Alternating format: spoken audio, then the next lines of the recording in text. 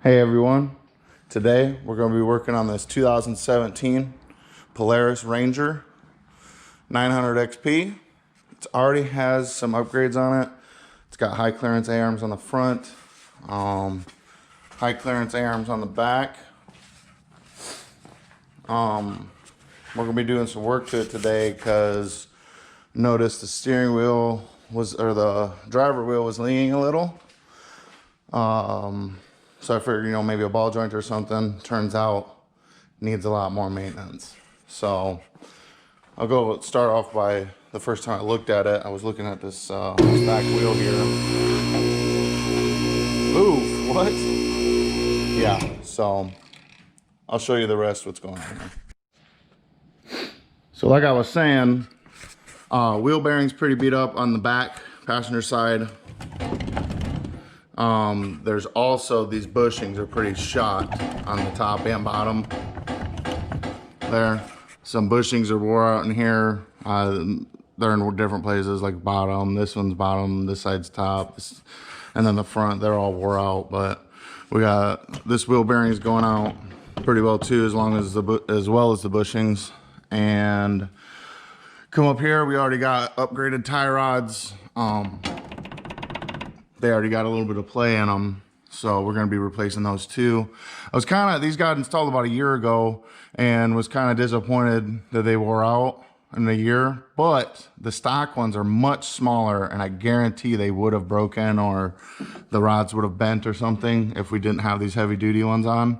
So probably a good thing that they're just wore out and it's $89 to replace them rather than being stuck, 80 miles from home or something when you're out in the trails in West Virginia or something. So, but the wheel issue we had was from a couple of bad ball joints. I thought it was maybe just the bottom, and then I gotta lift up on it. Yeah, it's pretty bad. So I'm glad that didn't break as well. So we do have, and all the axles are fine, and as you can, you're about to hear, the front wheel bearings are pretty dry themselves as well. So we're going to be addressing that. So here's the parts we're going to be using today. We got front and rear brake pads. By the way, all of our parts were from Super ATV and Southern Indiana. I forget where they're at, but I know they're in Southern Indiana. Got here in a day during this shipping crisis. Super impressive. So anyway, we got front and rear brake pads. We got the bushing kit. It's the upgraded HWELKM. I can't remember what it is, but it's the upgraded one. Apparently it's supposed to last a little bit longer than these. This thing sees a lot of abuse, so figured we'd go ahead and upgrade those. It was like $40 more or something. Then we went ahead and got the 4130 chromoly ball joints, hoping that these are going to last a little bit longer than the stock ones. I'm assuming they will. They are serviceable, have a grease zerk, whereas the stock ones do not. So that's good. This is that heavy duty tie rod kit. You can see I can't even move this. I'd have to tap it to get that to move with a harder substance than that. And then this is where it goes between that uni ball setup. And then all 4 new wheel bearings from Super ATV. We're going to see how long these last. Heard they're pretty good. There's a couple different brands out there. But I figured since I was getting all this stuff from there, I would just get that as well. So let's get started on a teardown.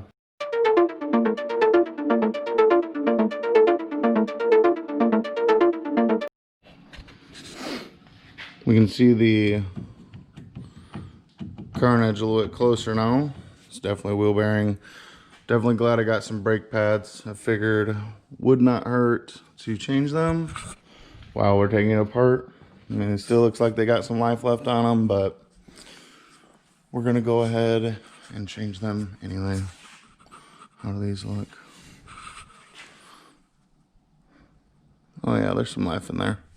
But like I said, we're just gonna change them.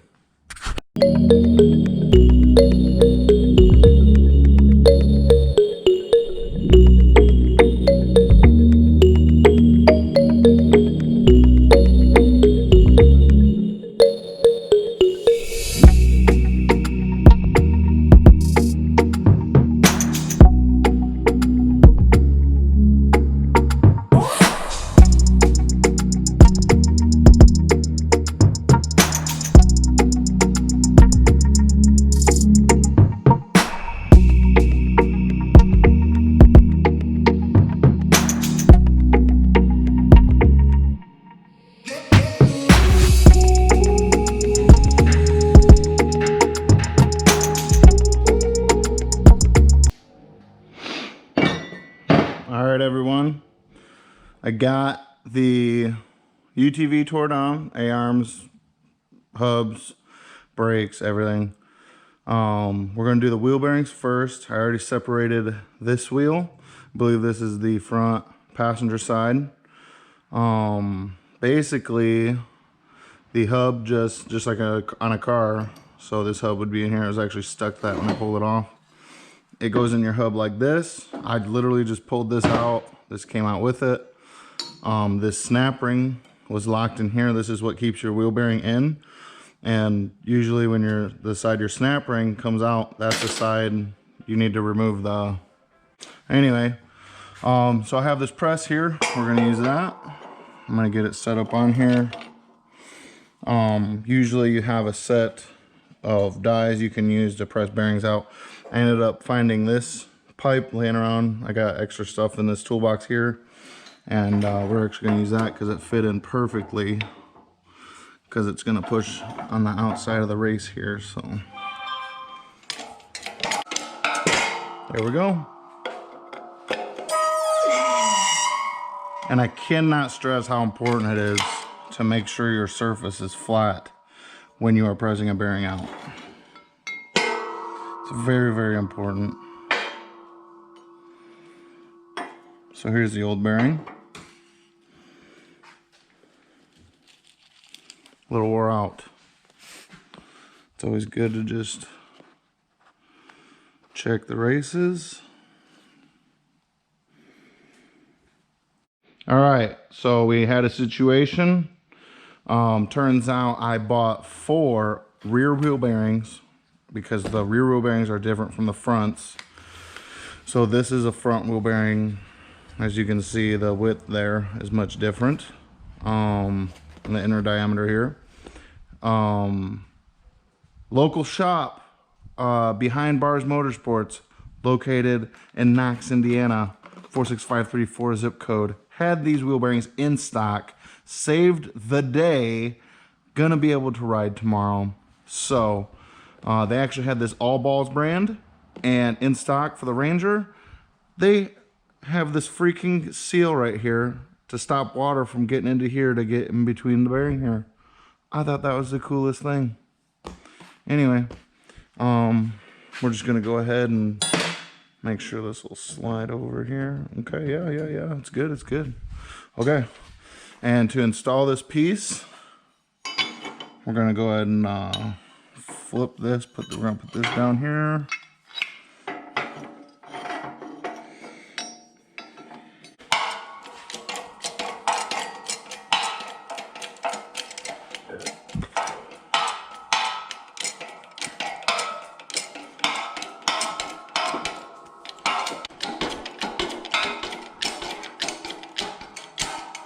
She's bottomed out.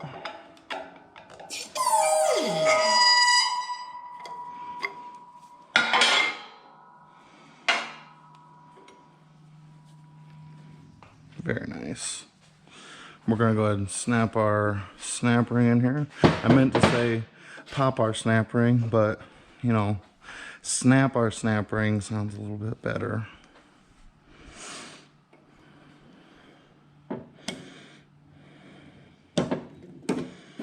There we go. Then we're gonna flip our rotor over and just set it in.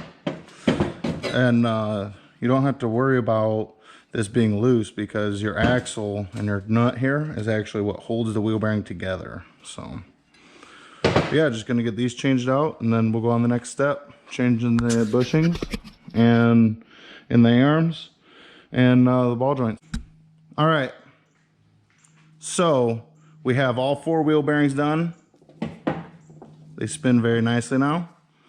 As you can see, I already got these cleaned up with the new bushings and steel sleeves put in here for the rear wheel bearings here to go to the control arms. Basically just gonna give a quick rundown. Excuse my messy workbench here, just got to get rid of some stuff. But this is the rear control arms. We're basically just gonna push this steel sleeve out. Oh, that's nasty. How nasty. Britney Spears nasty. I literally just made that up. Okay, so we're just gonna grab our bushing, give it a good twist. These things are gross.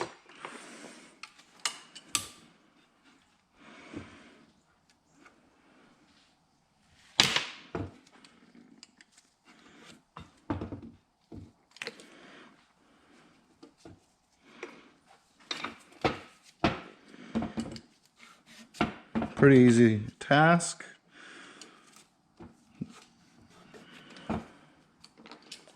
Run some brake cleaner through here, get some of the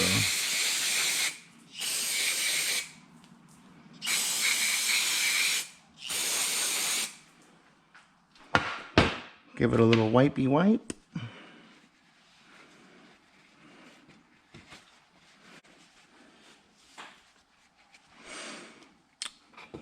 Right here. Basically, we're just gonna pull two of these bad boys out. Pull out our new upgraded. They're basically plastic, so that's pretty cool. I mean, I haven't done a lot of off-road stuff, but we'll go ahead and. But yeah, I haven't done a lot of off-road stuff, so that's kind of new to me. I don't know if that's a very common thing, but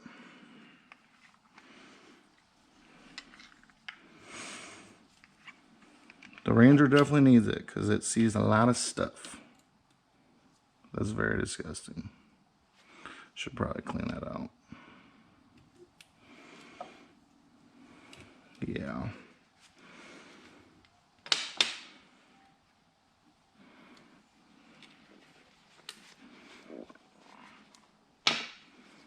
So after you get dirty grease on your new grease, you're going to want to clean out your hole.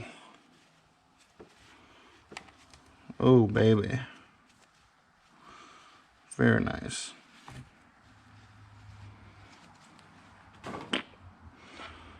Okay, let's try this again.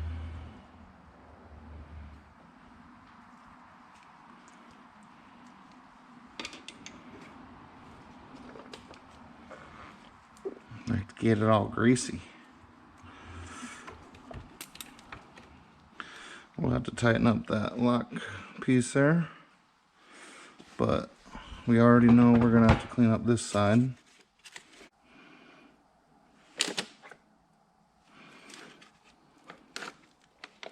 And there we go. That is what I'm gonna do to all the control arms very quickly. Woo! All freaking done. Not even joking. Probably took only 8 times longer than I thought it was going to, but listen to them bearings. That's a brake pad, but you can't hear no grinding. Oh yeah, baby. That's good stuff compared to what we did have. And this, the play right here, minimal, if any. Oh yeah, nothing, baby, nothing. But we got everything tight, everything greased. I went ahead and took the shock mounts apart, top and bottom. Went ahead and greased those too. Crazy the amount of work that this took. Just cleaning. I mean, there wasn't really anything hard. It was just making sure everything was clean. But it's pretty late at night. Supposedly we're leaving early in the morning, but we're gonna use this PS4 oil change kit to change the engine oil. And I think that's it. I thought it was diff fluids too, but it looks, oh, cool. Little Polaris filter. It's cute. Very nice. Oh, they're not even a quart. 16 fluid on. That's so cute. Oh, that is cool. It's a half a quart. This engine must take 2.5 quarts. Had no idea. Imagine that. Anyway, gonna get this done, and we'll see you guys tomorrow. To the trailer. And then as soon as I start riding, I hear squeak, squeak. I hear that same sound. I'm pretty sure what it was. Maybe like a pebble or something stuck in like my brake shoe. Yeah. In there. Because, are you recording me? Yes. Okay, because I heard the squeak when I first pulled up to my house a couple weeks ago. Yeah. And then I was like, oh, fuck, I don't feel like fucking with it right now. So I checked it out yesterday, and I drove this way. I heard squeak, squeak, squeak, squeak, squeak. Stopped at the stop sign, hung right, heard a little bit more squeak. My trailer brakes, squeak went away. And then I drove down this road, and then I backed up probably a half a mile in reverse just to make sure, and it seems like a legit way to fix your trailer that has a wasn't squeak. fixing, I was diagnosing. Diagnosing your trailer. Well, we're on our way to the Badlands. We got Lexi, we got Chad, we got Barry. So, we're riding in a 2019 Ford F. Is it a 350 or a 250? 250. Oh, I'm just kidding. I'm not good enough for you. We got the rigs hooked up. Well, I mean, they're not hooked, they're hooked to the trailer, but we got the trailer hooked up. They're in the trailer. And we're on our way. So, ta-ta!